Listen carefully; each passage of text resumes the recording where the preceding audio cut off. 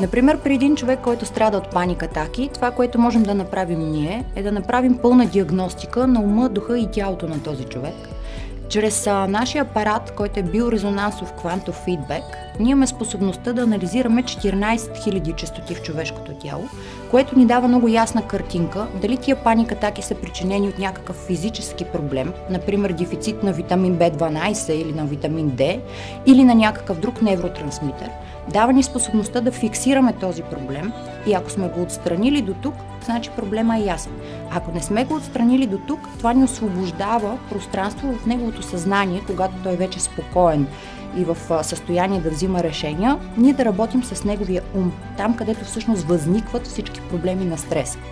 След като изработим и кодовете на неговото съзнание, идва реда, в който ние ще променим мисленето му и стратегиите му за справяне с съответните стресови ситуации, така че те повече да не се връщат.